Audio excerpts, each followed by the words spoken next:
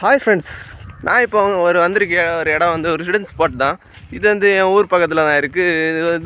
இது ஒரு பெரிய ஒரு அற்புதமான ஒரு குளமாக இருந்த இடம். இப்போ ஒரு கிரவுண்ட் மாதிரி ஆகிடுச்சு.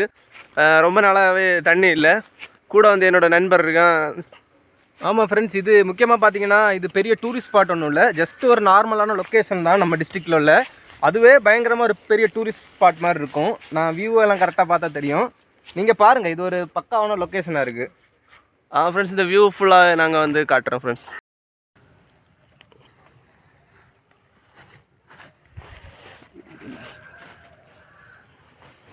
அப்படி 360 ஓகே.